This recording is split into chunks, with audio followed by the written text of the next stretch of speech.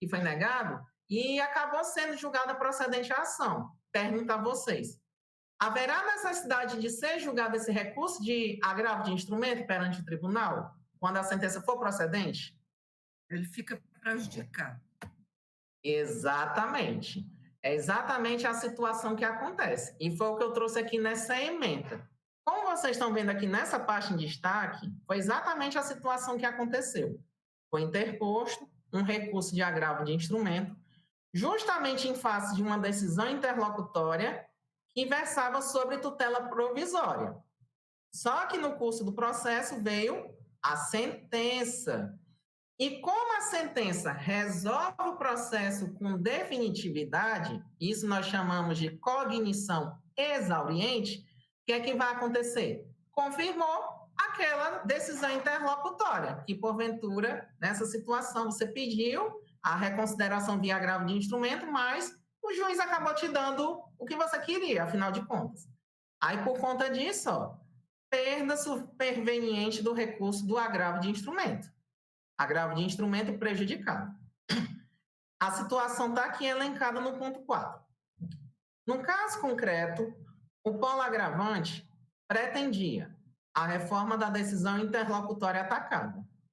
Ocorre que, conforme as informações obtidas através do sistema informatizado desta corte, verifica-se que o magistrado ACO, ou seja, o juízo de primeiro grau, proferiu sentença datada de 6 de agosto de 2021, as folhas 314 nos autos de origem, homologando o acordo firmado entre as partes.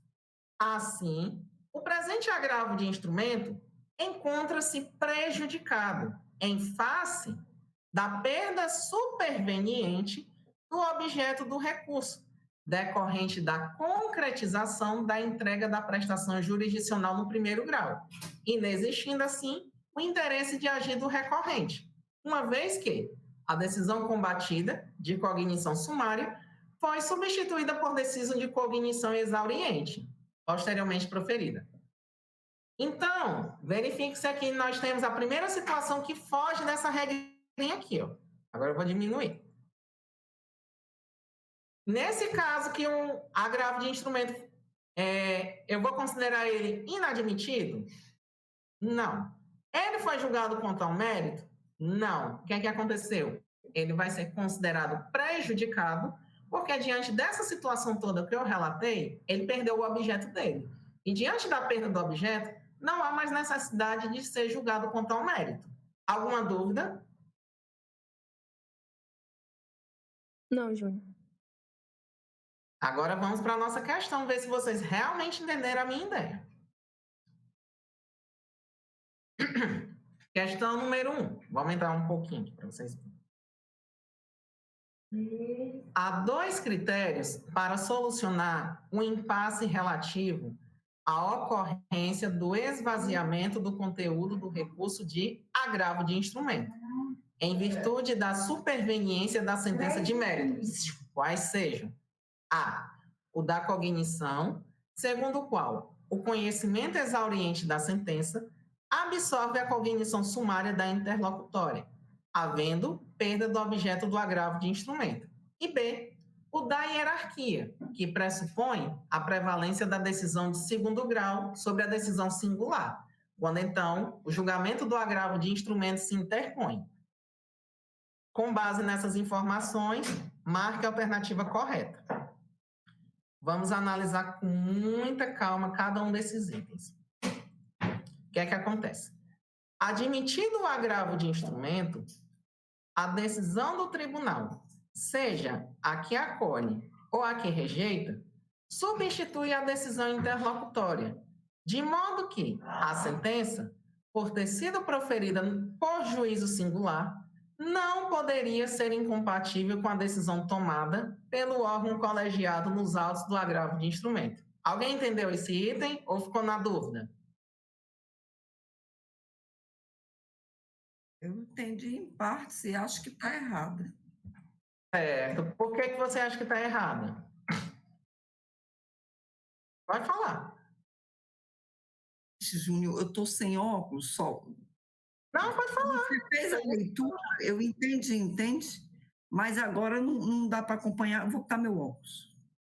Porque está dizendo aí, é como que um não pudesse interferir no outro, né? E tem casos que interfere. Mais ou menos por aí, sei não. Pronto, é mais ou menos nesse sentido. Ó. O que é que eu falei para vocês? Quando é proferida uma decisão interlocutória e alguém se insurge contra essa decisão interlocutória, vai ser interposto um recurso de agravo de instrumento. Lembrando que ele vai ser interposto diretamente no órgão ad quem? No tribunal. E também vai ser julgado no órgão ad quem? No tribunal. Só que o processo, ele continua aqui no primeiro grau.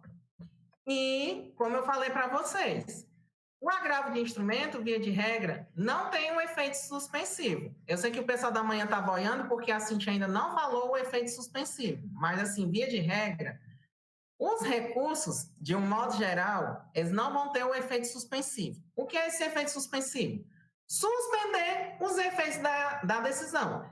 Evitar o quê? A coisa julgada e evitar que comecem os atos de execução. Execução definitiva, diga-se de passagem. Com esse efeito suspensivo, enquanto esse recurso não for julgado, nada de execução para ele. Em termos gerais, o efeito suspensivo é isso. Só que acontece... Pode falar. Pronto. Caso não tenha o efeito suspensivo e tenha o trânsito em julgado, no caso, antes de recorrer com o recurso, pode ser usado as ações autônomas de impugnação, né, nesse caso? Pode sim, sem problema algum. Aí vamos supor que esse recurso de agravo de instrumento ele foi julgado. Aí aplica-se outro efeito dos recursos, que é o nosso efeito substitutivo. Houve a modificação da decisão interlocutória proferida aqui no primeiro grau. E essa modificação nós chamamos de efeito substitutivo. Como houve a mudança da decisão original, ele muda radicalmente a decisão com base naquilo que você pediu no recurso. E essa modificação foi feita através de acordo. E um item está dizendo aqui, juiz de primeiro grau, obrigatoriamente você vai ter que observar o acórdão proferido que substituiu a tua decisão interlocutória. Esse raciocínio está correto? Uma pergunta, Júnior? Foi proferida a decisão interlocutória, certo? Aí foi recorrido via agravo de instrumento. O tribunal julgou e modificou essa decisão interlocutória aqui. Esse acórdão que julgou o recurso de agravo de instrumento decorrente dessa decisão interlocutória vai vincular o juiz de primeiro grau em relação à sentença dele? Sim ou não? Não, Júnior, não. Não, é isso. Então, traduzindo esse item A, ele está dizendo: a decisão não poderia ser incompatível com a decisão tomada pelo órgão colegiado nos autos do agravo de instrumento. Nada a ver. Porque, lembra, o processo vai continuar caminhando, podem aparecer outras provas, e o resultado final pode ser completamente distinto. Ou seja, o julgamento colegiado do agravo de instrumento não vai vincular o órgão julgador quanto à sentença final de mérito. É isso. Então, por esse motivo, está falso. Isso aqui eu vou apagar. Pode falar. Paga não. Ei, Júnior, deixa eu te perguntar uma coisa. Vai perguntar. Esse agravo, então, como ele não vincula, ele serve como mais uma referência para o ACO? É isso, assim, é mais um ponto de vista?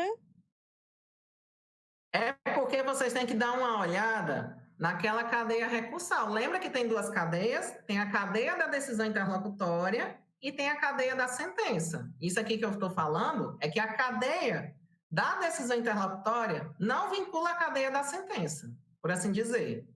Lembra? Ah, sim, sim. Pois é, tudo tá... Vou deixar isso aqui. Eu vou botar a observação. Ver o mapa mental das cadeias recursais. Thank you. You're welcome. Vamos para o item B. Item B.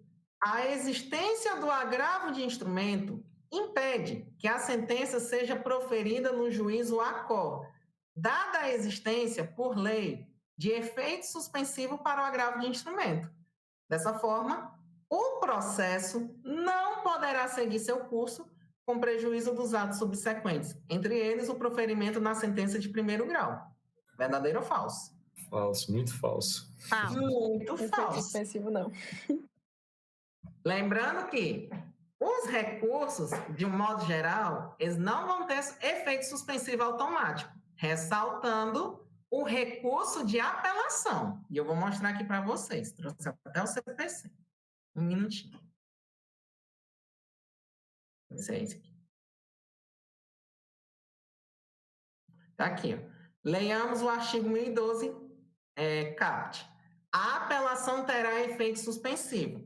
Então, com base no CPC, a lei processual, se você interpuser o recurso de apelação e se você for o requerente que ganhou a sentença e já querer começar a execução, não vai não, meu irmão. Vai ter que esperar o julgamento dessa apelação. Mas, para toda regra, no caso aqui, tem as exceções. Se for interposta apelação com base nessas ações, homologação de divisão da demarcação de terras, condenação a pagamento de alimentos, extinção do processo sem resolução do mérito, ou que julgue improcedente os embargos do executado, isso aqui nós já estamos tratando de execução, o juiz que julga procedente o pedido de arbitragem, a confirmação, concessão ou revogação de tutela provisória e a decretação de interdição, para essas situações. Ainda que seja interposta apelação, significa dizer que essa apelação ela não vai ser recebida no duplo efeito. Quando eu falo no duplo efeito, efeito suspensivo, que é o efeito primordial da apelação, e o efeito devolutivo. O que é esse efeito devolutivo? É a devolução dos capítulos da decisão que foram impugnados via recurso. Então, geralmente, todo recurso vai ter esse duplo efeito. E, notadamente aqui na apelação. Mas, nos demais, não. Geralmente só vai ter o efeito devolutivo, que decorre da análise da teoria dos capítulos. E se você quiser efeito suspensivo, você que lute para conseguir. Peça o pedido de tutela antecipada recursal, com base no artigo 300 do CPC. Alguma dúvida?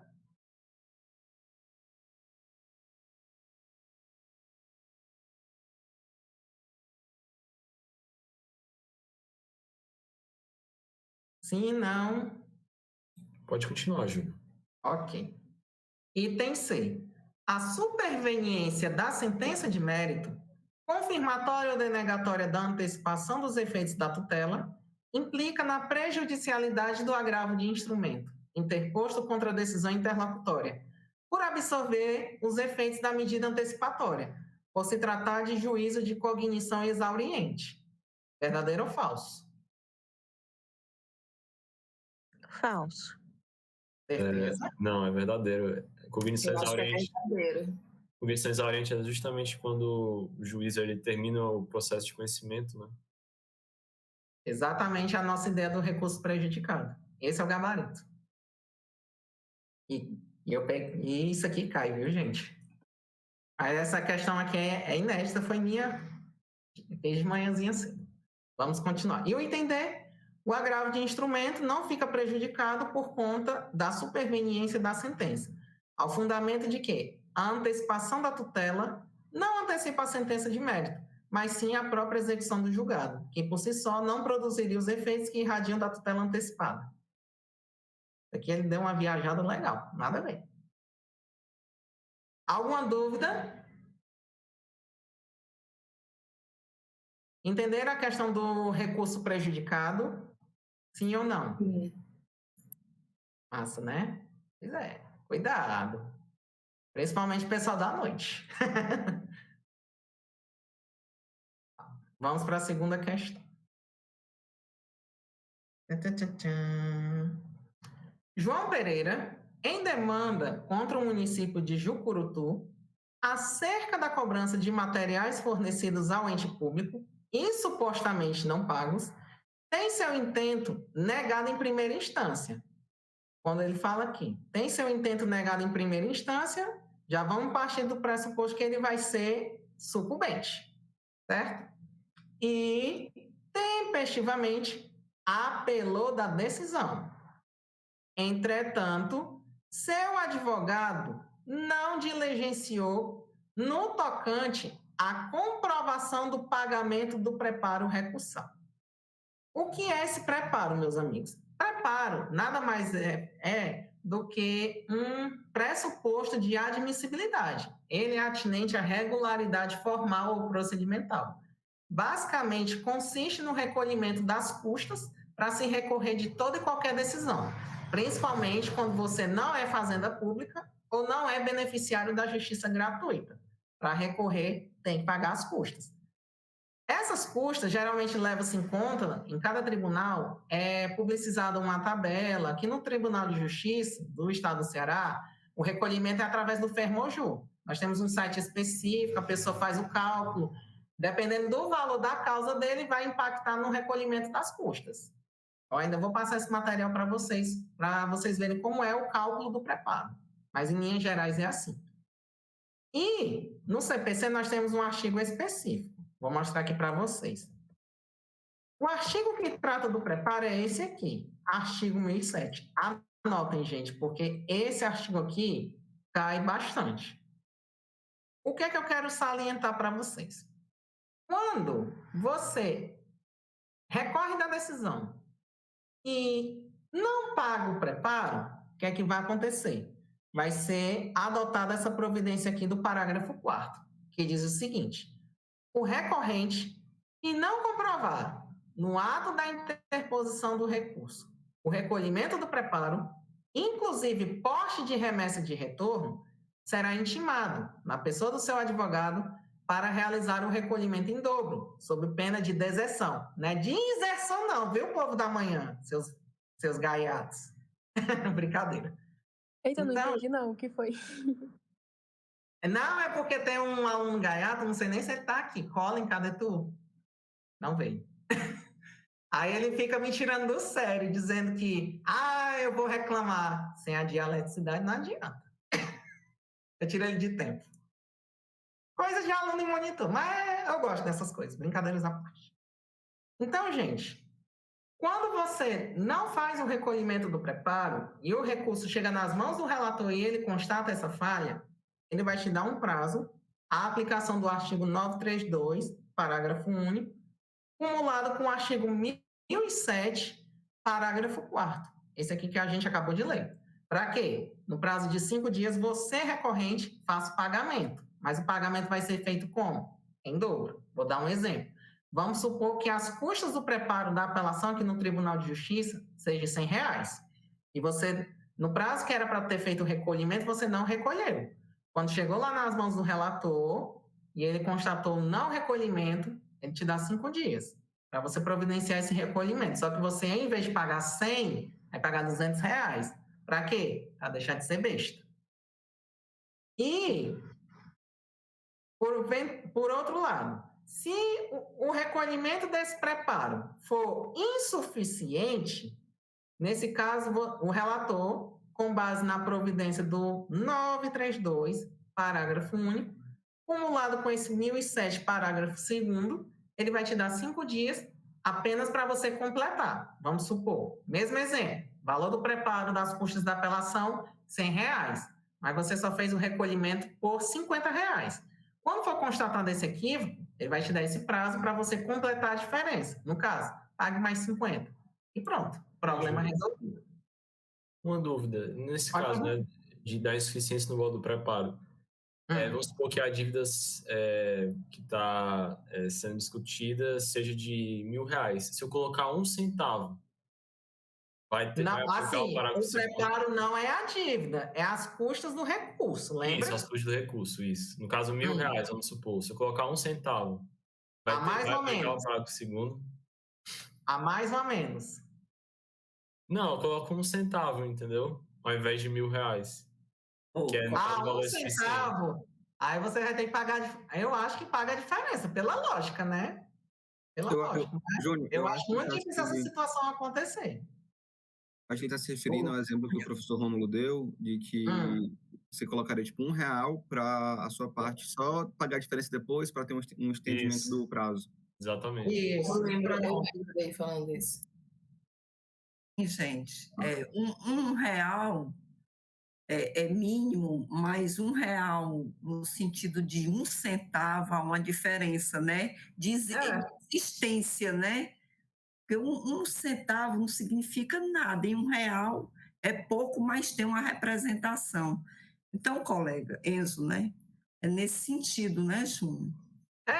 Infelizmente, para essa situação esdrúxula, mas que pode acontecer, porque não, cai na regra aqui do parágrafo 2º, a complementação. Embora eu entenda que deveria cair pelo regramento do parágrafo 4º, porque isso aqui você está frescando com o judiciário, mas esse é o meu posicionamento porque eu estou do outro lado, né? Então, paciência. Gente, outra coisa. O artigo 1007... Pode falar.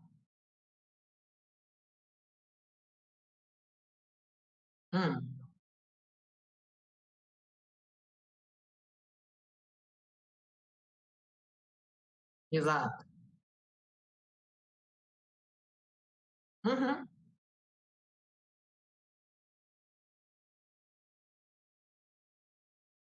Uhum.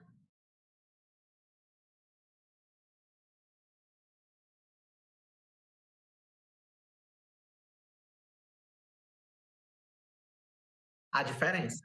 Uhum. Sim, sim.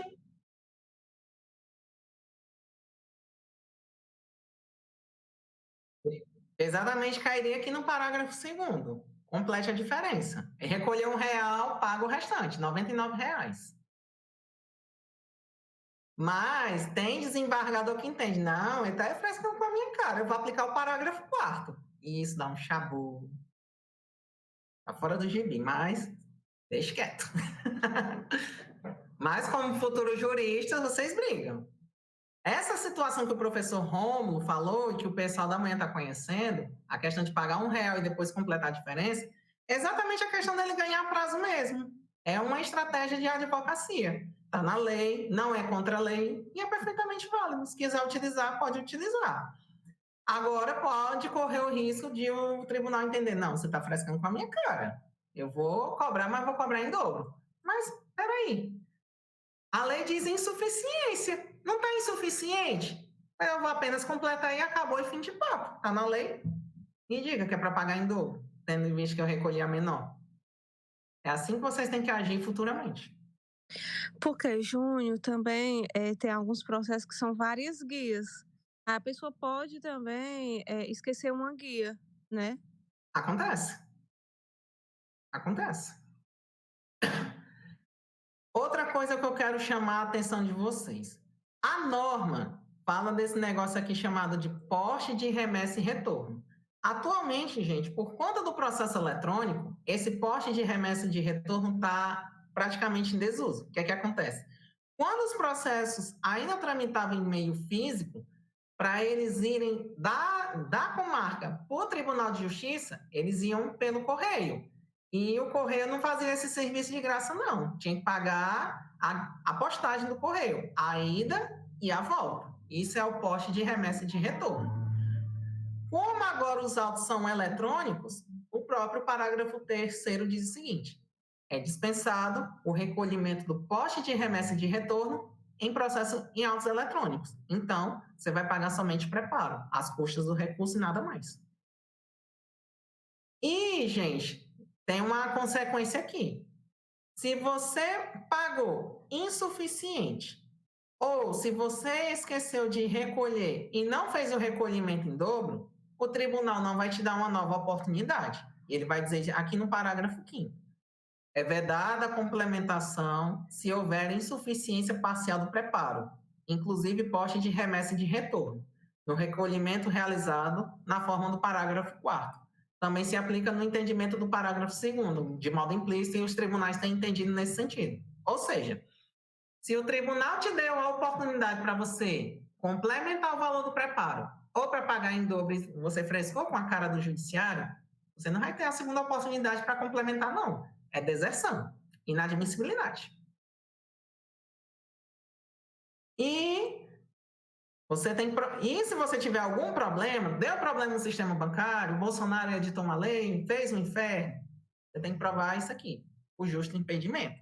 E pedir um novo prazo para fazer o recolhimento do preparo, seja para completar ou para pagar em dobro, conforme o caso. E a última dúvida. Esse parágrafo 7º, gente, era motivo de muita controvérsia, inclusive mesmo na vigência do CPC anterior. O que é que acontecia? Cada guia de preparo tinha um código específico para ser preenchido. Vamos supor, a guia do preparo da apelação, código 1. A guia do preparo do agravo de instrumento, código 2. E assim sucessivamente, tem os códigos. Aí vamos supor que você interpôs o recurso do agravo de apelação, mas fez o recolhimento com o código do agravo de instrumento. Isso aqui, quando chegar no Tribunal de Justiça, eles olhavam, epa, errou, inadmissibilidade. Só que, felizmente, mudou-se esse entendimento. Isso aqui era decorrência de um entendimento chamado jurisprudência defensiva. Os tribunais usavam e abusavam. Qualquer besteira era motivo forte o suficiente para inadmitir recurso. Por quê? Eles não queriam ter trabalho. Mas, com isso, você equivocou no preenchimento da guia das custas, não significa dizer que o seu recurso vai ser considerado deserto de modo imediato. Vai te dar um prazo para você explicar. Recorrente, eu estou vendo aqui que você fez o recolhimento do preparo, mas estou vendo aqui que foi pelo código do agravo de instrumento. Justifique aqui o porquê disso. Aí, se você justificar, beleza, o tribunal aceita e a vida segue. Alguma dúvida? Júnior, o Rômulo tinha levantado a mão.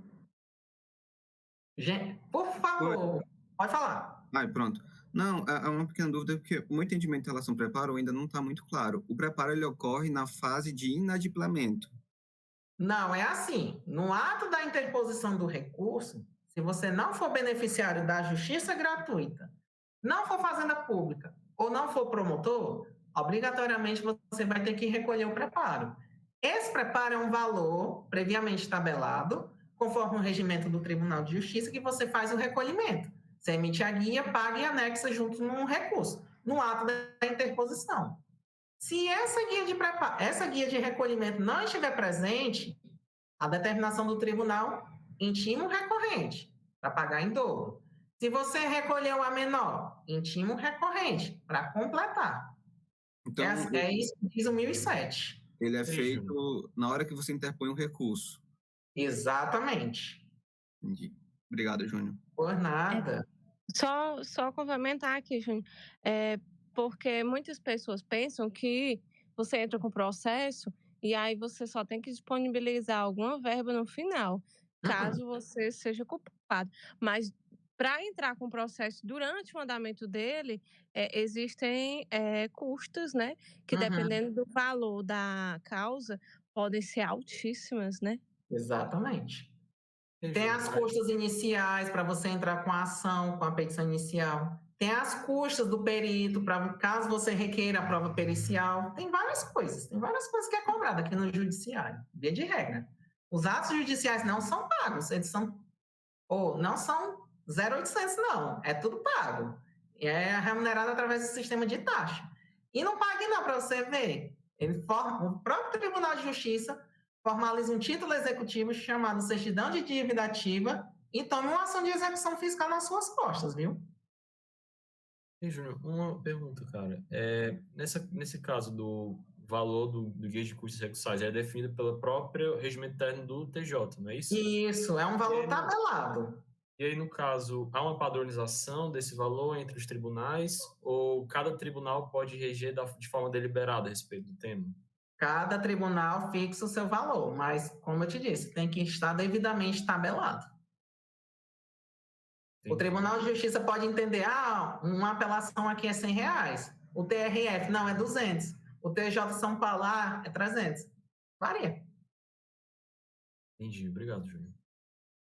Mais alguma dúvida? Explicado o preparo, agora vocês estão com condições de responder a questão. Então, pronto. Remetendo aqui o caso. Nós temos esse cidadão, o João Pereira, ele entrou com uma demanda no município de Jucurutu, é o que eu pego todo dia lá na Fazenda Pública, e ele pede a cobrança de materiais fornecidos ao ente público, certamente através de um procedimento licitatório que ele ganhou. Forneceu e o ente público não pagou. E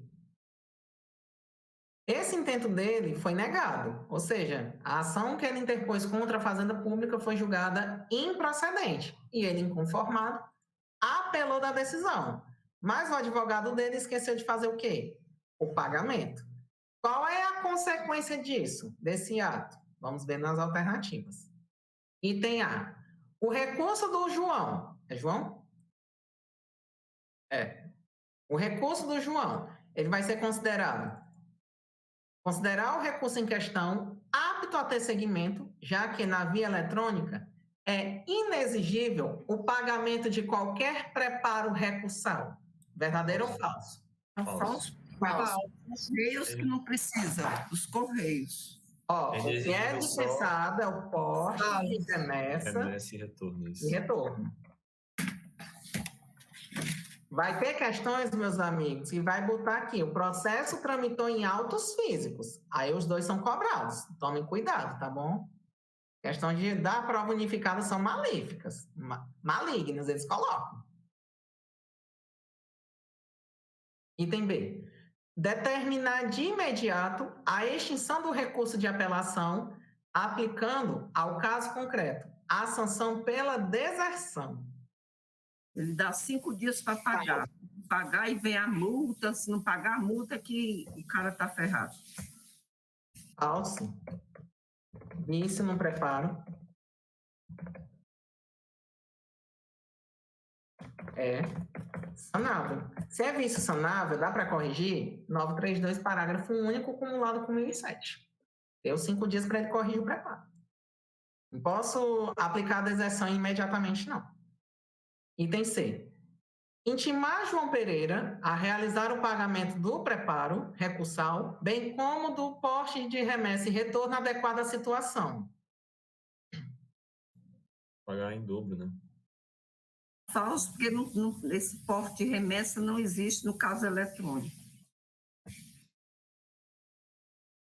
Exatamente, olha aqui, ó. A questão disse, ó, tramita em meio eletrônico. Se eu tivesse colocado aqui meio físico, esse item aqui estava correto.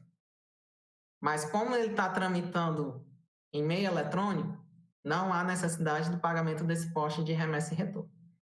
Justamente porque não fala pagamento em dobro, né? Oi? O item C não fala em pagamento em dobro, né? Eu acho que isso também tornaria falsa a questão. Pronto, perfeito, perfeito.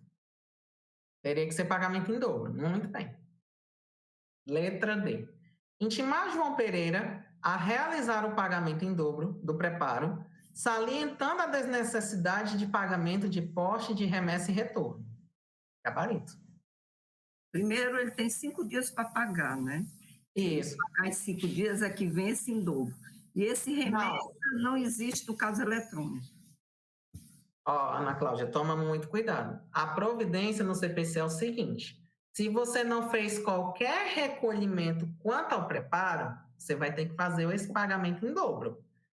Agora, se você recolheu a menor, que é insuficiente, o juiz te dá esses 5 dias para você completar. É isso. O porte de remessa e retorno só se aplica para autos físicos, que é a guia de postagem dos Correios, a ida e a volta. E lembrando, Fazenda Pública, beneficiário da Justiça Gratuita e MP não recolhem preparo, tá bom? São dispensados no caso. No caso... Júnior. Pode perguntar. Posso falar? O colega quer falar primeiro. Pode falar, no caso. Obrigada. Então, no caso, a pessoa, se pagar a parte, ela tem, no caso, são 10 dias, né? Também. Ela não paga. Não. A CPC diz, claro, 5 dias para você corrigir o defeito. Se você não corrigir o vício do preparo, babau. Exerção. Peraí, deixa eu entender, então. Ele só deu R$50 dos 100, certo? Isso. Então, no 5º dia, tem que completar o restante, é isso? Isso, exatamente. Então eu estava pensando que era em dobro. Ok, valeu. Não, o dobro é se ele não tivesse pago nada. Não, o dobro do pagamento, né? Não do dia. Isso. Não pagou nada. 5 dias no total, não é isso? Uhum. Ok. Aí, nesse caso, se ele não fez qualquer pagamento, o CPC penaliza ele. Você paga. Agora vai pagar em dobro. Eu entendi a dúvida da Ana Cláudia, porque é vedado o pagamento em dobro quando tem a complementação. Então, caso Isso. tenha aquela complementação relativa à insuficiência, aí é vedado, mas caso tenha o pagamento, não tenha o pagamento de modo algum, é que é dado 5 dias, entendeu? Não, assim, em ambos os casos, você vai ter os 5 dias, seja para pagar em dobro, caso você não tenha feito qualquer recolhimento, ou seja, para completar. O prazo é de 5 dias, para ambas as situações. Mesmo que ele tenha utilizado o pagamento insuficiente, que ele tenha pago depois? É o que a gente acabou de ler aqui, ó. Pois é, como a Lohana estava falando aí, eu estava entendendo errado. Eu pensei que pagando, por exemplo, 50 do 100, aí quando ele fosse pagar, ele teria mais 5 dias, e não é. Então, é 1 dia mais 4. 1 dia mais 4, né? Não é isso? 5 dias. 5 dias. Não, 5 dias. Eu paguei 50 dos 100. Mas eu paguei no primeiro dia, são 5. Então, eu tenho mais 4 dias para quitar esse valor, não é isso? Toma cuidado. Esses 5 dias só vai começar a contar quando o recurso já estiver lá no tribunal, o relator analisou, verificou essa situação e proferiu a decisão, intimando você, recorrente, para consertar esse defeito. Não é de imediato, não. Ai, tem que esperar? Então não estou entendendo nada. Não entendi. É o seguinte, a gente não aprendeu que o recurso, ele não passa por um recurso, ele não passa pelo tal juízo de admissibilidade? Compreende? Sim. E o relator constatou, vou colocar vício no preparo. Vamos dizer que nessa situação aqui, o vício, recurso de apelação, não sei o valor, tá, gente? Eu vou chutar aqui. O valor total do preparo é 50 reais, é 100.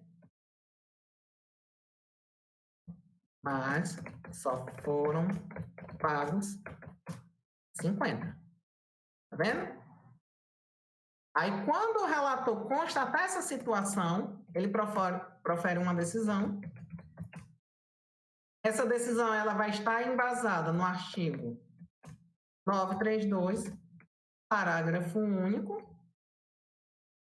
mais o artigo 1007.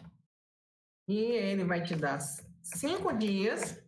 Nesse caso aqui, 5 dias para quê? Pagar em dobro ou completar? Para completar. Exatamente. Agora eu entendi. Valeu. Esse agora, só para aproveitar esse exemplo aqui.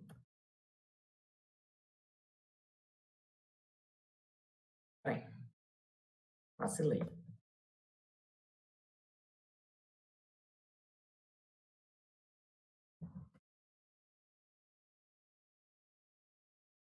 Com base nesse exemplo, a mesma situação, valor do preparo 100, nada foi pago.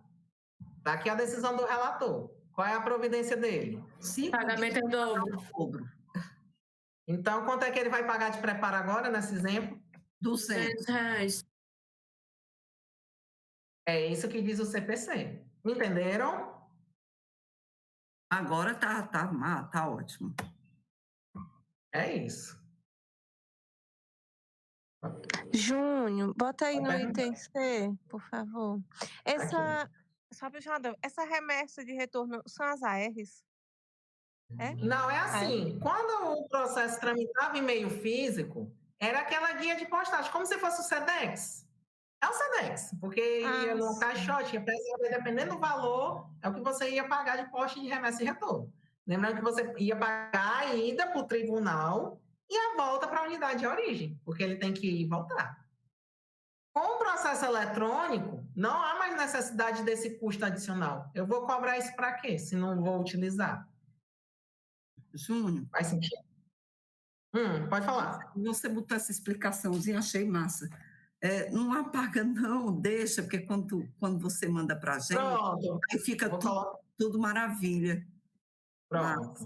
Obrigada. Vou deixar.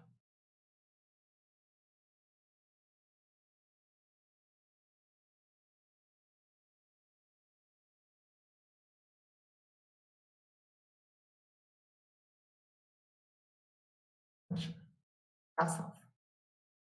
E o item é aguardar o julgamento do recurso e exigir a comprovação do pagamento em dobro do preparo recursal como condição de exigibilidade do cumprimento de sentença. Balela isso aqui. Isso aqui, gente, só seria aplicado para um possível beneficiário que pediu a gratuidade e foi negado, mas mesmo assim ele teria que ser intimado, seja para completar ou pagar em dobro, conforme o caso. Alguma dúvida?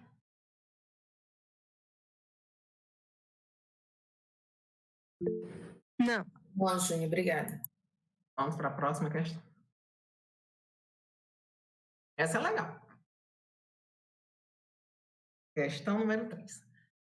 José ajuizou ação de indenização por danos morais, materiais e danos estéticos. Lembrando que cada um desses pedidos nós chamamos de quê mesmo, hein? Capítulo. Perfeito.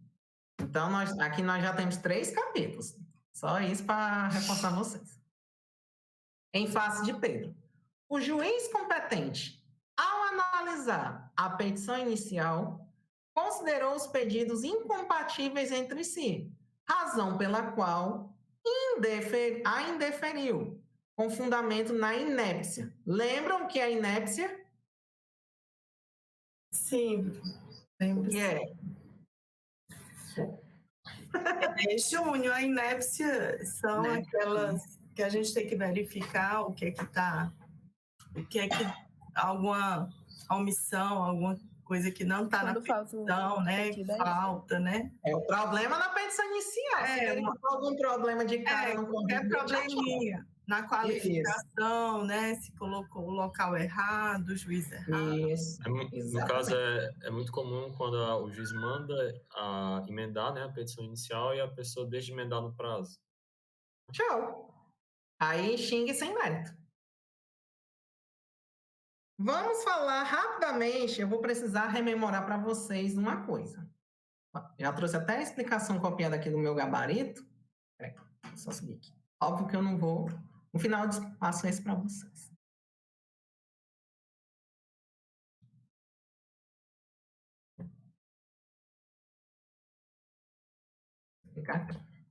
Ó, gente, a regra geral é o seguinte: quando o juiz de primeiro grau ele profere uma sentença de mérito, ele não tem qualquer obrigação de se retratar. Não é necessário. Ele não é obrigado a se retratar.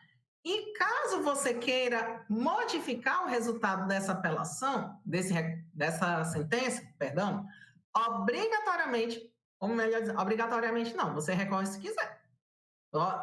Caso você queira, entre com recurso de apelação, de acordo com as regras do cabimento. Aí, nesse caso, você pede, nas suas razões recursais, a reforma ou a anulação da sentença. Só que nós temos 3 situações no CPC, que a gente viu lá em Processo Civil 1, que o juiz de primeiro grau, excepcionalmente, ele pode exercer o nosso juízo de retratação. Isso aqui nós chamamos de efeito retratativo, também chamado de regressivo. Lembram? O pessoal da noite viu. O pessoal da manhã vai ver depois do feriado, com a professora Cíntia. Vamos ler o 331 na sequência 332 e na sequência 485. Vou colocar aqui para vocês. Vale a pena ver de novo. Ó, tá aqui, ó. O 330 traz, ó. A petição inicial será indeferida quando? No nosso exemplo, foi inepta. exatamente as coisas que estão constando lá não batem, tá tudo desconexo. Aí, o artigo seguinte, o 331, diz o seguinte: indeferida a petição inicial, o autor poderá apelar, tá vendo aqui, ó, facultado ao juiz, no prazo de 5 dias, retratar-se. Quando o juiz profere sentença, julgamento de mérito, a regra: não tem juízo de retratação. Se discordar, recorra da decisão. Aqui não.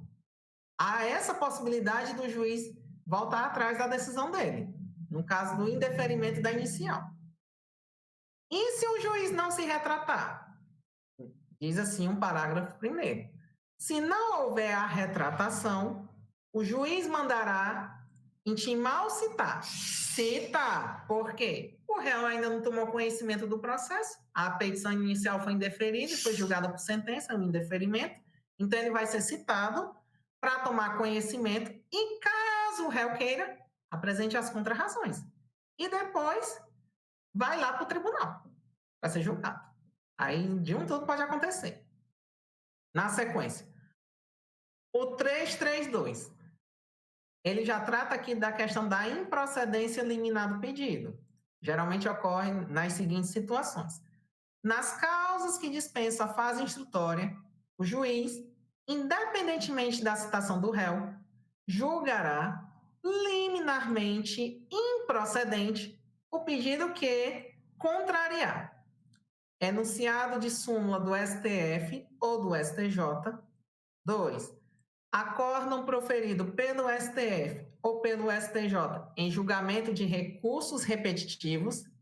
Recursos repetitivos, para quem não sabe, é uma técnica de julgamento. A gente vai ver mais à frente. Entendimento firmado é incidente de resolução de demandas repetitivas. Outra técnica de julgamento, o nosso famoso IRDR, ou incidente de assunção de competência. Também é uma outra técnica de julgamento. Então, o CPC traz 3 técnicas de julgamento voltadas para a uniformização da jurisprudência, certo? E, por fim, enunciado de súmula de tribunal de justiça sobre direito local. Se você interpõe uma ação que contraria, vamos dizer a grosso modo, o sistema de precedentes, quando o juiz de primeiro grau vê esse negócio, simplesmente vai olhar.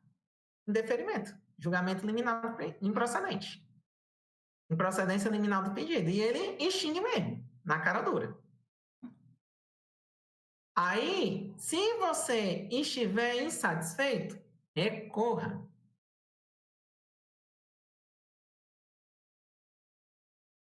Não interposta apelação, o réu será intimada do trânsito em julgado da sentença, nos termos do artigo 241. Você entrou com a ação e o réu vai ser comunicado para dizer, esse Zé Doidinho entrou com a ação, mas em procedência liminar, ele não recorreu, está aqui, transitou, pode ficar despreocupado que ele não vai mais entrar contra você, porque diante dessa situação faz-se coisa julgada material.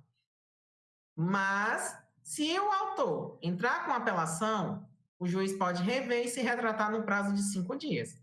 E a mesma providência, Se houver a retratação, o juiz vai determinar o prosseguimento do processo. Se do réu, o processo segue o curso até a sentença de mérito.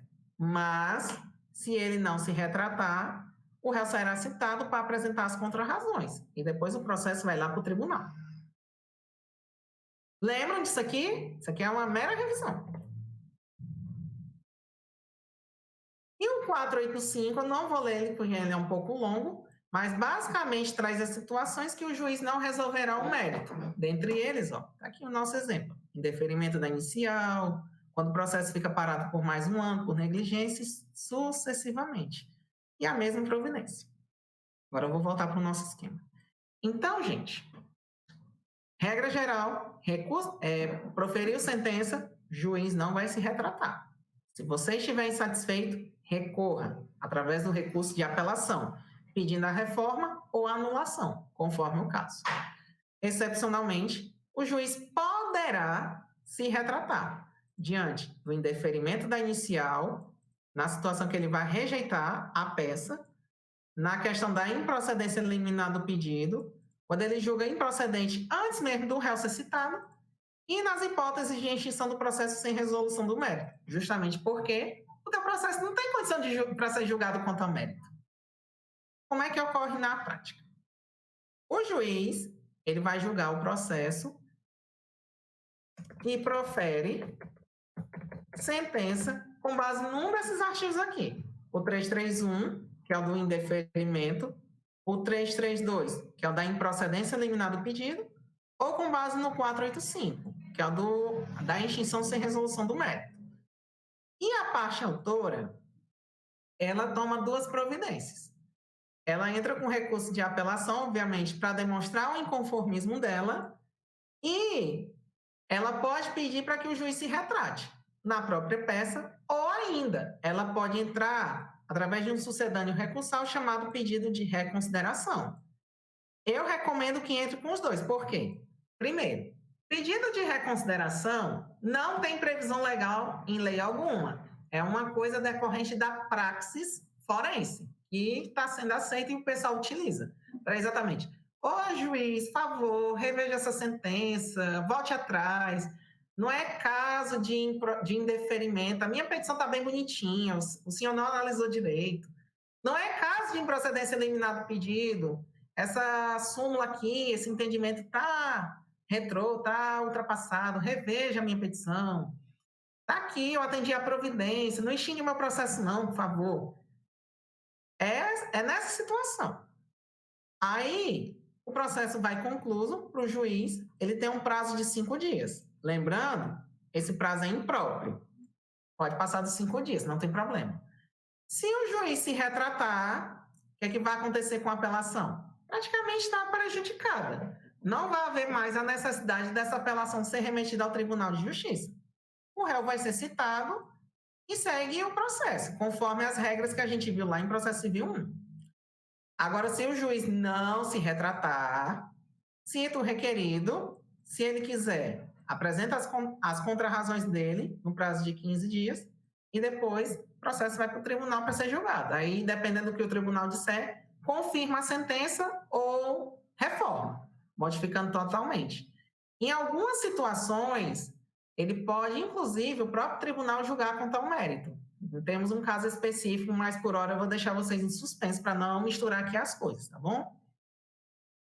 Em termos gerais, é isso. Júnior, aí se ele se retratar, a outra parte vai entrar com recurso, né? De qualquer forma, vai para o tribunal.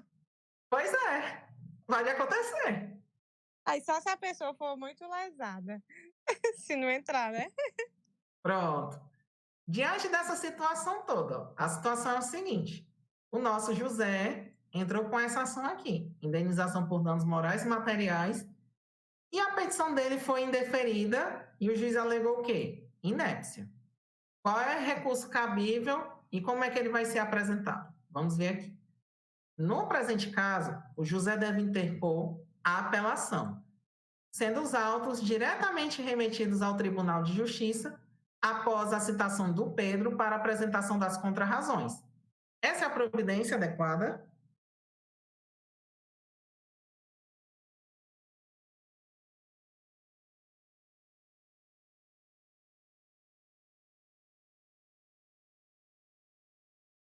Ou está faltando alguma coisa aqui?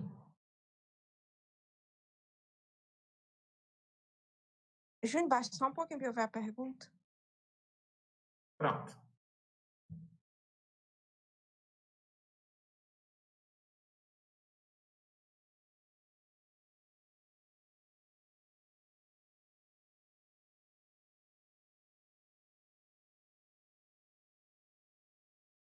Tá falso. Por Nesse quê? caso, seria os embargos de declaração? Não, aqui não teria nada de embargo de declaração. A decisão não foi omissa, não foi contraditória, não foi obscura e não tem erro material. É exatamente a situação excepcional que eu expliquei, ó. A exceção, ó, foi indeferida a petição inicial, o juiz pode se retratar. Ele tem 5 dias para fazer isso. Mesmo a pessoa após ter interposto o recurso de apelação. Se ele não se retratar, intima outra parte. Intima não, cita, porque ele sequer tomou conhecimento ainda do processo. E que, se ele quiser, contrarrazões e depois o processo vai para o Tribunal de Justiça. Aqui no caso, esse item A está errado, porque primeiro, ó, nós estamos diante da situação excepcional. E faltou mencionar aqui a possibilidade do juízo de retratação. Esse item A, ele falou da regra geral. Quando o juiz profere a sentença, acontece o seguinte: a parte interpõe a apelação, intima a outra para as contrarrazões e depois vai para o tribunal. Nas exceções que eu citei, o juiz é oportunizado a retratação, se ele quiser. Se ele não quiser se retratar, problema dele. Os embargos de declaração não caberia, porque conforme a leitura dos 3 artigos, é proferida sentença. E contra a sentença caberia o quê? Apelação. Então já cairia por terra os embargos de declaração. Agravo de instrumento, gente, nem a pau. Porque o agravo de instrumento, ele é só cabível para as decisões interlocutórias com base nesse artigo específico, artigo 1015. E o que estiver fora do 1015, lembram? Artigo 1009, parágrafo 1º do CPC. Vai para preliminar da apelação. Como é o nome desse efeito? E o julgamento de um recurso fica subordinado ao julgamento do outro?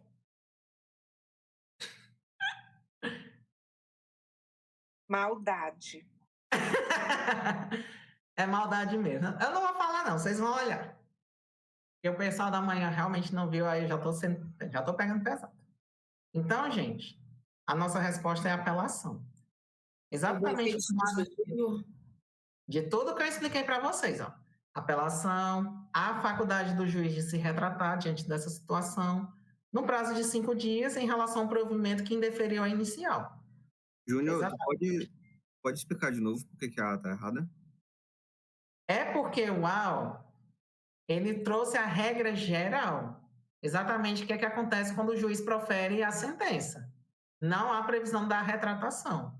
A retratação é uma exceção contida somente nesses 3 artigos aqui. E todas elas são resolvidas mediante sentença. E contra a sentença, a gente sabe que cabe o quê? Apelação.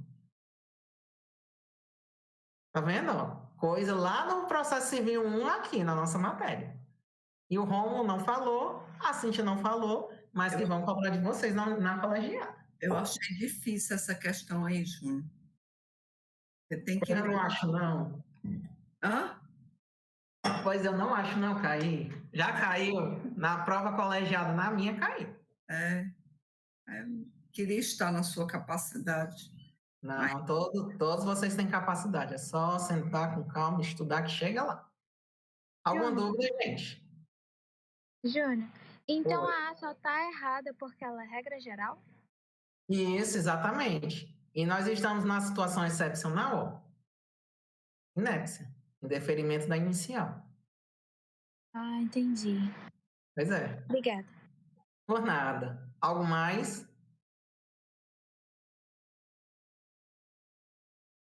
Passando. Não é questão. Não sumiu nada. Eita, essa aqui vocês vão ter um pouquinho de... Vou penar um pouquinho com vocês, mas eu vou... Vamos com calma. Joana, após tomar conhecimento de que seu marido João mantinha uma relação extraconjugal com Maria, tadinha da pobre da Joana metendo chifre, propôs ação de separação judicial com fundamento nesse fato. Qual é o fato? A relação extraconjugal com Maria. O pedido, no primeiro grau, foi julgado improcedente, em razão da insuficiência das provas. Ou seja, a Joana não conseguiu provar no curso do processo a traição do marido dela. Só que aconteceu um fato inédito.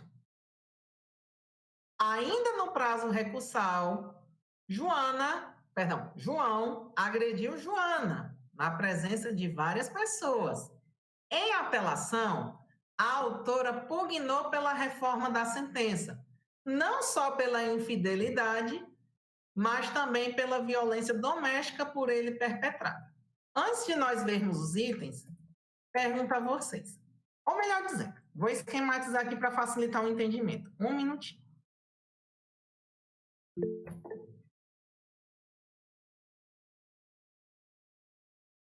Júnior, vou perguntar aqui uma coisa que tem nada a ver.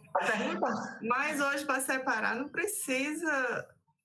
Não entendi. Assim, essa questão, porque para separar não precisa mais você a culpa. Não, hoje não precisa. Nada a ver. Direito de família. É direito de família. Pois é. Porque aqui, ó, ela não entrou com divórcio, ela entrou com a separação judicial. Aí, nesse caso, para você entrar com essa separação, você tem que provar. Tá certo. Mas o divórcio realmente não precisa dessa burocracia toda. Ela pode ir direto se quiser. Exato, obrigada. Por nada. Ó, gente, o caso é o seguinte. O que é que aconteceu aqui? A Joana descobriu que estava sendo chifrada pelo marido dela, certo? E ela entrou com a petição inicial, nome da ação. Separação judicial. Essa é a ação de conhecimento dela. Ela pediu, na causa de pedido dela, trouxe uns fatos, a traição e discutiu no direito a questão da separação. E o pedido dela, a separação. Até aqui tudo bem? Quando foi proferida a sentença de mérito, foi improcedente por insuficiência de provas. Só que no prazo recursal, vou colocar assim de um modo bem popular. Joana apanhou do marido. Porque isso aqui já seria um fato notório para a aplicação da Lei Maria da Penha. Aí, só que isso aqui já foge da nossa alçada, já seria caso de competência criminal. Mas vamos supor o seguinte. A nossa distinta Joana entrou com recurso e veja, o que é que ela está pedindo no recurso? Ela está pedindo a modificação do fato, ó. Agora ela está alegando, ó. Eu fui agredida. E por conta dessa agressão, eu quero a separação. Pergunta a vocês. Diante desse fato, posso trazer fatos novos no meu recurso, que sequer foram alegados num processo de conhecimento? Sim ou não? No recurso? Sim. Depois da petição? Depois da sentença. Depois da sentença, eu acho que não. Sei não. Não é aquela questão da complementariedade, não? Não? Eu não sei, tem que olhar aqui. Me confundi toda. Ela tem que abrir outro processo, né? Deus Jesus. Essa questão aqui foi maligna, ó. Tá aqui. OAB cobrou disso aqui dos alunos, ó. O aditamento da inicial, coisa que a gente vê lá em processo do conhecimento, com a alegação de fato superveniente, coisa da nossa matéria, recursos. Vou ler junto com vocês o 329 e, na sequência, o 1014. Vamos para o CPC. Maldade, né, gente? O monitor só trouxe questão porreta. Culpa da OAB. E exigiram de mim que eu cobrasse, então, paciência. Vamos aqui. O que vocês aprenderam lá na ação de conhecimento? Artigo 329.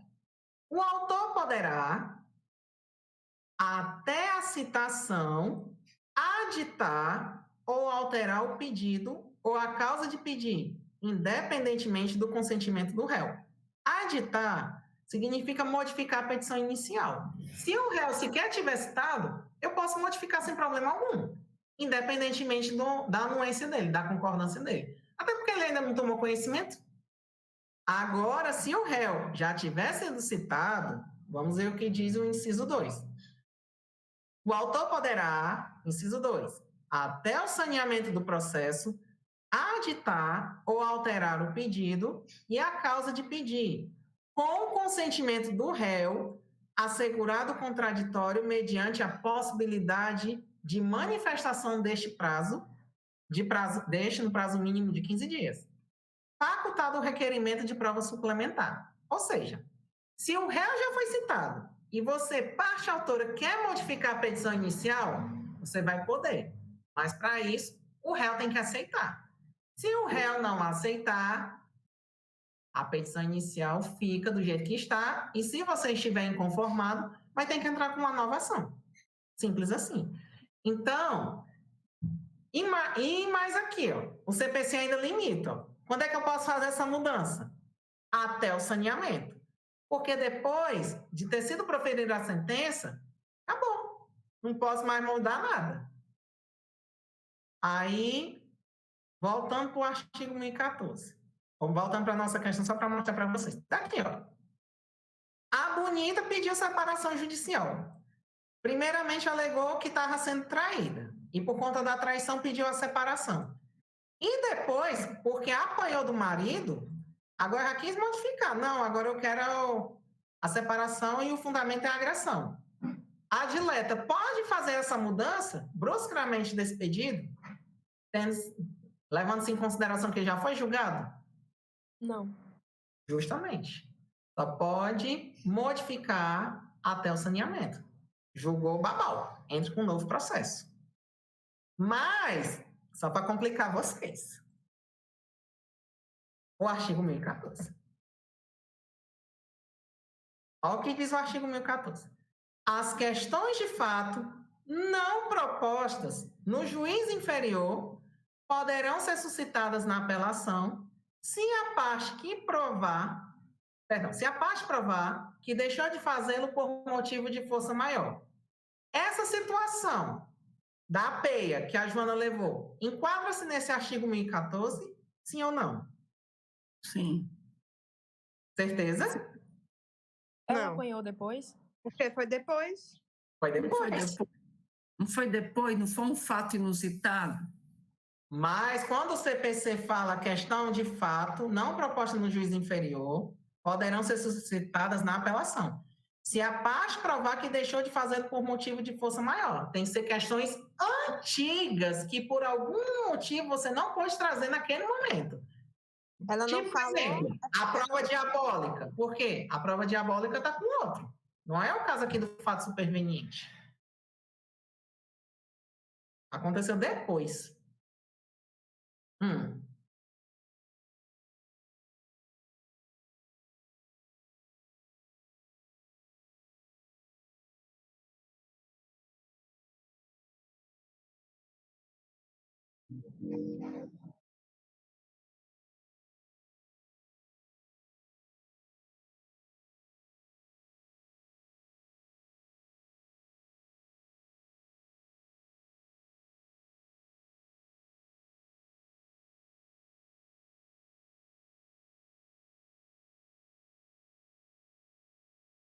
Pronto, você chegou onde eu queria. Nessa situação aí, com base em tudo que você relatou, outras provas que não puderam ser trazidas anteriormente, aí nesse caso ela poderia. E esse argumento seria forte. Então, Júnior, são causas pretéritas. Exatamente. Pretéritas, né? Tá certo. Exatamente. Coisa que aconteceu no passado, mas que por algum motivo ela não pode alegar no momento oportuno. Aí, nesse caso, ela pode trazer sim no recurso. Mas isso é em situações assim excepcionalíssimas. Na prática, dificilmente acontece. Raríssimas exceções. Júnior. Pode perguntar. E agora eu fiquei curiosa aí com a questão da Vlarilma. Com processos que são vistos juntos, né? A gente ainda vai ver isso, é? Processos que são vistos juntos, como assim? Conexão, continência? E a gente já viu. Já viu em processo civil 1. Não cai aqui, não. Pode cair, mas de outra forma, bem sutil. Certo, meu Deus. Vou ver. Infelizmente, não tenho tempo para ensinar conexão nem continência. Perdão, já passou. Entendido, gente, essa questão do aditamento, da alegação do fato superveniente? Sim, senhor. Vou para os itens agora. Vou tirar esse esquema aqui, mas eu vou deixar embaixo, tá bom? Não se preocupe. Vou colocar aqui, não passo para você. Pronto. Explicado todo o caso da Joana, vamos ver o que é que o tribunal pode fazer diante dessa situação. O tribunal poderá dar provimento ao recurso sob o fundamento da violência doméstica, já que as questões de fato não suscitadas no juiz inferior poderão sê-lo na apelação, se a parte provar que deixou de alegá-las por motivo de força maior. Verdadeiro ou falso? Nesse caso, não pode dar provimento ao recurso, né? Já que foi o fato após a demanda. Exatamente. Agora, aquela questão que a Vlailma trouxe, que tinha outras ações, outros processos, ela querer trazer no recurso, sem problema, pode trazer. Mas por quê? Foi fato pretérito. Então, nesse caso aqui, não. Tá falso. Júnior, essa ideia recai sobre todos os recursos? Todos os recursos, não só a apelação. Inclusive naquela questão, aquela alegação do efeito translativo, viu? As matérias de ordem pública. Se quiser colocar aqui mesmo, não tendo sido debatido e discutido, pode. Exemplo, se não foi discutido prescrição em decadência, cobrança de dívida, você quiser trazer, pode, sem problema algum. Entendi. Item B. O tribunal deverá, antes de julgar um mérito recursal, intimar a parte ré para que se manifeste sobre a violência doméstica alegada, podendo, na sequência, dar provimento ao recurso sob tal fundamento. Verdadeiro ou falso? Falso. Falso. Infelizmente, para essa situação, com base na violência doméstica, ela teria que entrar com uma nova ação. C. Não poderá reconhecer a violência doméstica como fundamento de fato do pedido de separação, já que a demanda se encontra objetivamente estabilizada sob o fundamento da infidelidade conjugal. Verdadeiro ou falso? Isso. Verdadeiro.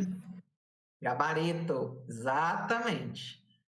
E o item D deverá mandar baixar os autos ao juízo de origem para que este se manifeste especificamente sobre a nova causa de pedido suscitada, sob pena de se incorrer em supressão de instância. Nada a ver. Falso. Falso.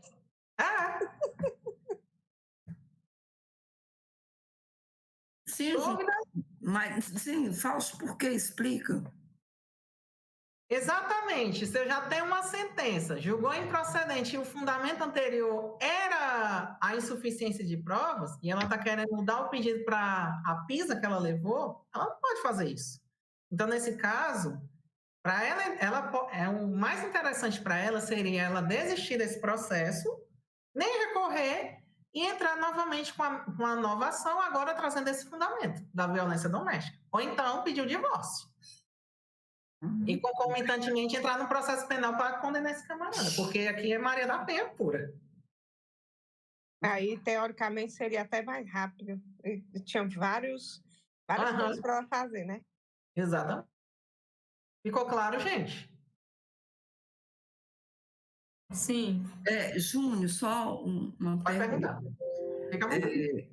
O divórcio, qual a diferença do divórcio para a ação de separação judicial, no caso? É porque na separação judicial você tem que comprovar algum meio de que o cara, ou a esposa, ou o marido, feriu o princípio da fidelidade conjugal, por assim dizer, para você obter esse provimento judicial. Mas só que na prática, a separação judicial quase está sendo manejada, porque já pode partir direto para o divórcio, sem problema algum. E até melhor. Obrigada. Por nada. E essa aqui, gente, questão da OAB, fez uma mistureba com um monte de coisa. Vamos nós.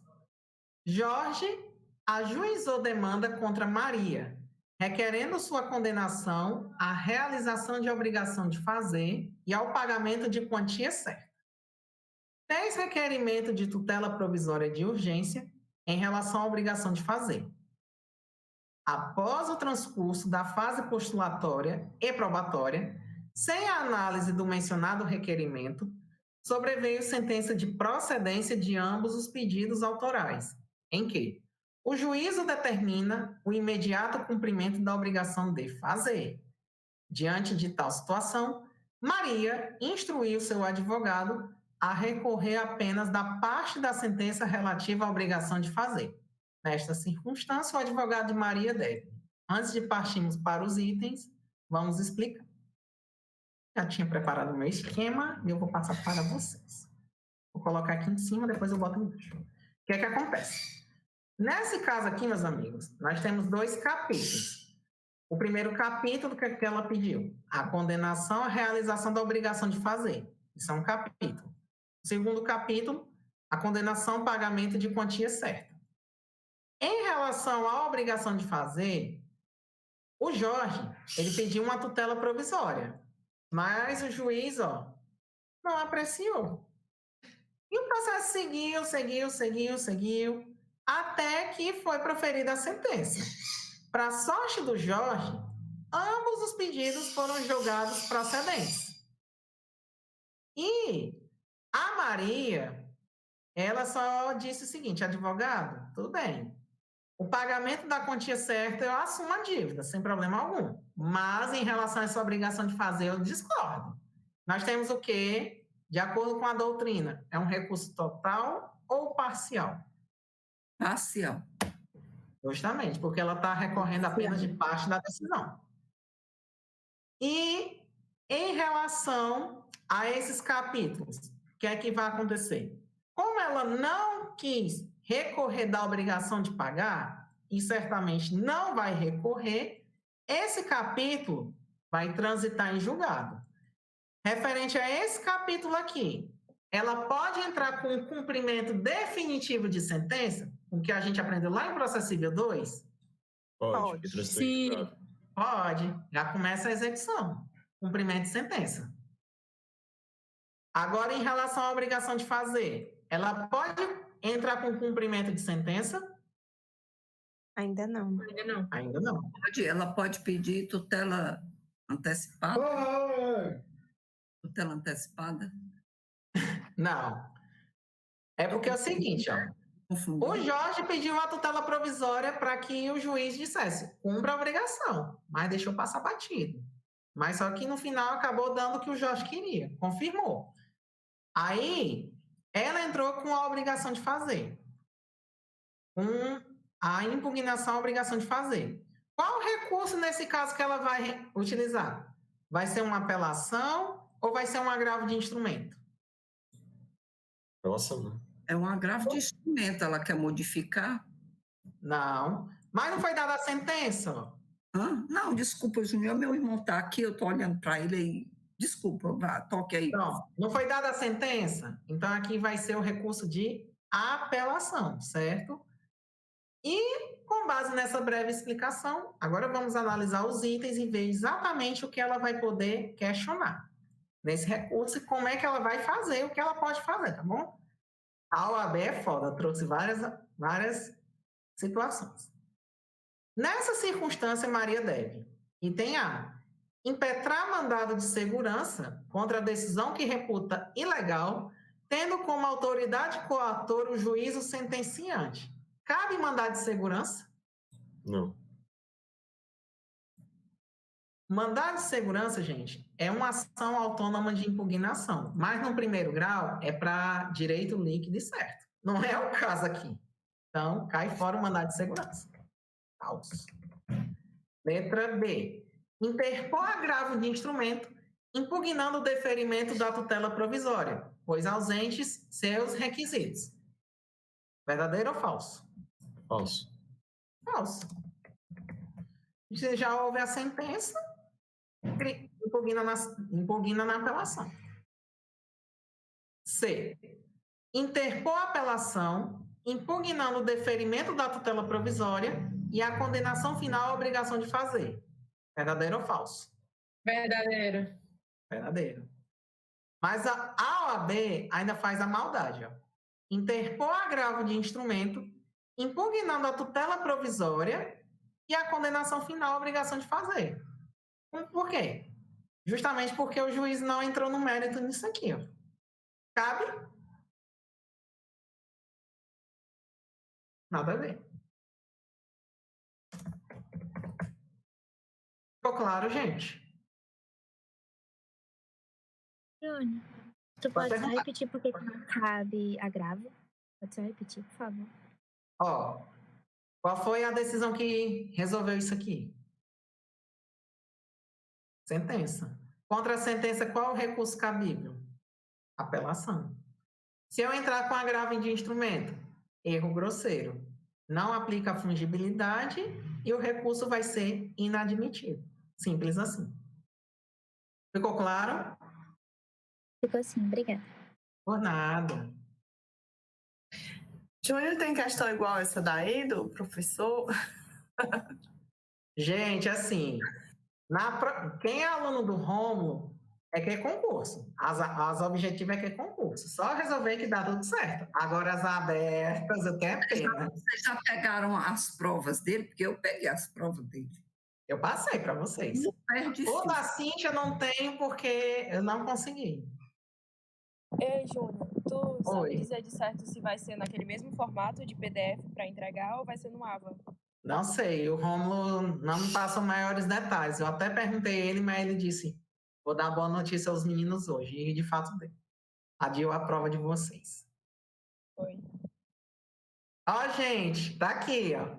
Essa é uma questão autoral em homenagem à minha amiga Maria do Bairro. Quero só ver, viu? Vamos nós. Tua cara, essa figurinha. É a BP. Vamos nós. Luiz Fernando ingressou com ação pelo rito ordinário contra Maria do Bairro. Ixi. Em 5 de março de 2021, sexta-feira. Gente, quando cai assim, já corre o risco. Vou ter que contar prazo. Cara do direito do trabalho, adoro.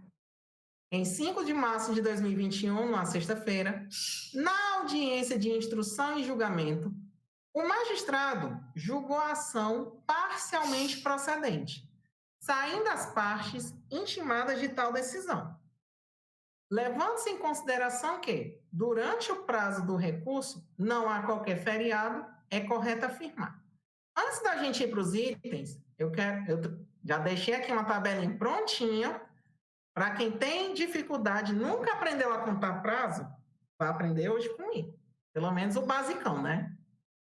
Eu vou trazer para vocês rapidamente a leitura do artigo. Só um minuto, cadê ele? 224. Duas regrinhas importantes, que eu sempre ensino lá para os meus estagiários. Artigo 224.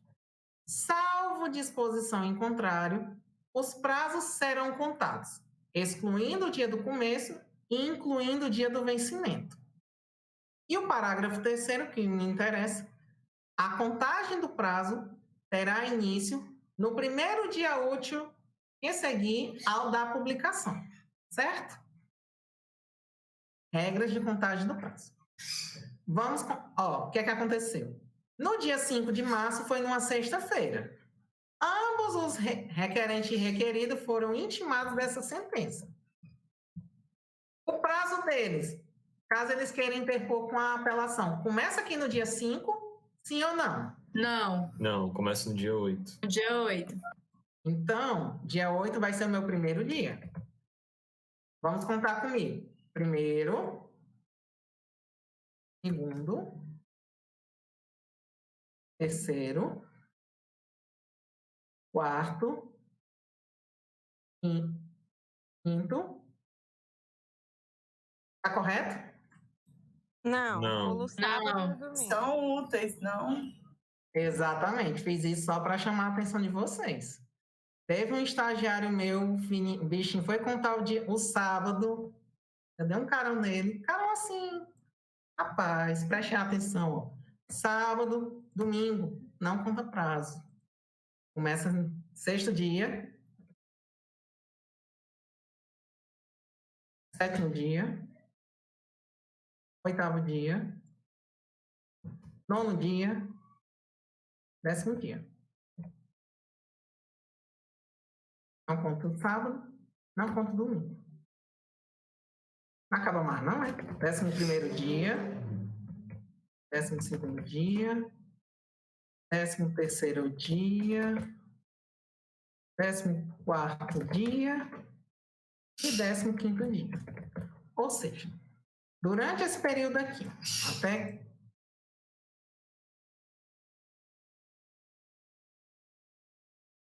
o termo inicial para a interposição do recurso de apelação, dia 8, para ambos. Da mesma forma, o prazo final para a interposição do recurso de apelação, para ambos, dia 15, último dia. Se, porventura, a apelação foi interposta aqui, ó, no dia 29, o que é que vai acontecer com esse recurso quando chegar lá nas mãos do relator? Vai ser inadmitido, né? Aplica o 932, parágrafo único.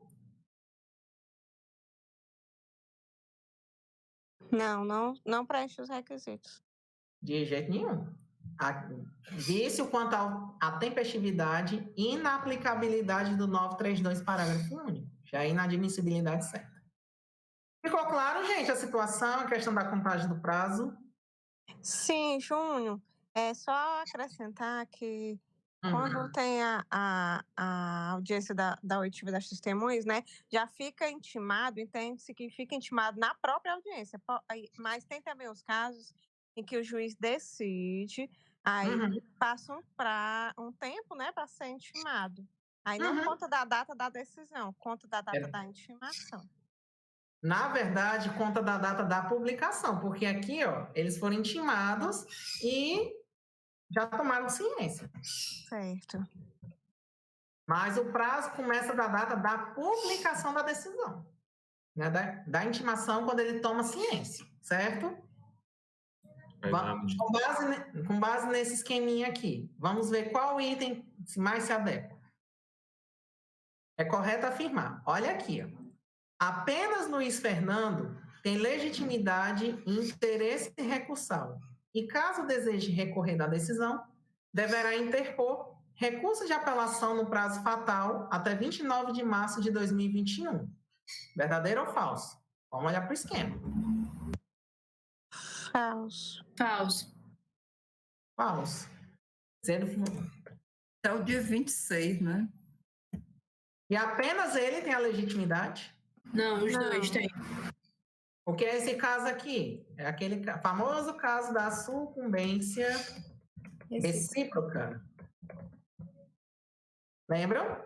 Pois é. Aqui. Item B. Apenas Maria do Bairro tem legitimidade e interesse recursal e, caso deseje recorrer da decisão, deverá interpor recurso de apelação no prazo fatal de até 29 de março, quarta-feira. Falso. Mesmo ele. O que está errado é o prazo e apenas dizer, apenas. Letra C. Tanto Luiz Fernando quanto Maria do Bairro têm legitimidade e interesse recursal, e eles terão prazo comum de 15 dias úteis, cujo termo inicial do prazo é 5 de março de 2021, sexta-feira, para apresentarem seus respectivos recursos, caso assim desejem. Verdadeiro ou falso? Olha a tabela. Aqui. Dia 8. Dia 8. Então, tanto Luiz Fernando quanto Maria do Bairro têm legitimidade e interesse, e eles terão um prazo comum de 15 dias úteis, cujo termo inicial do prazo é 8 de março, segunda, para apresentarem seus respectivos recursos, caso assim desejem. Gente, verdadeiro. Quando a gente fala em prazo comum, não significa dizer que ambos têm que interpor os seus respectivos recursos no mesmo dia. No caso aqui, pode acontecer a Maria do Bairro já ser diligente, interpor no primeiro dia, e o outro interpor no último dia, que lhe compete.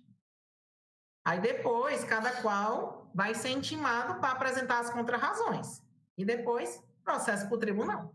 É assim que funciona na questão da sucumbência recíproca. Tem uma coisa chamada recurso adesivo, mas eu não vou falar hoje para não dar noia na cabeça de vocês. Mas vai ser cobrado futuramente, tá bom? Ok. Acabou já, Júnior. Então pronto. Vou deixar vocês descansarem. 2 horas de aula do Rômulo Weber, quase 2 tuas também. Já ia falar. Essa 7 é a última, é, Júnior? Não, eu vou parar que vocês estão cansados, eu também já estou cansado.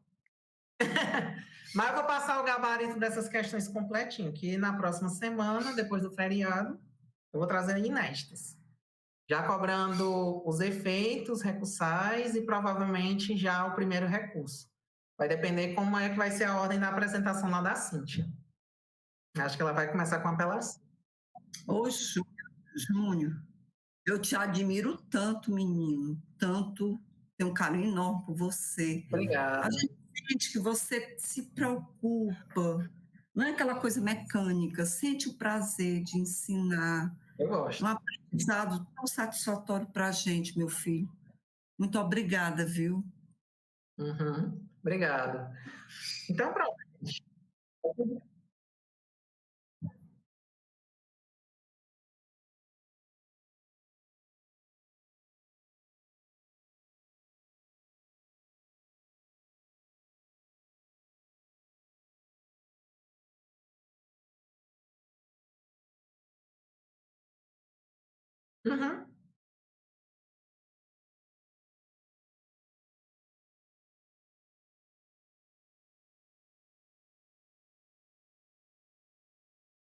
Tá sendo muito legal, Júnior. Obrigado. Está sendo muito legal fazer uma breve explicação antes da gente ver os itens, porque aí a gente já aprende nos itens, já fica bem mais fácil da gente memorizar, né? Pois é, vou fazer assim, vou procurar sempre fazer assim, não se preocupem, vai vir a explicação bem bonitinha. Vai deixar. Final de semana para vocês. Estão liberados e a gente só vai se ver, no caso Dia 11. Né? Vai ter já dia 11, no caso, né? Próximo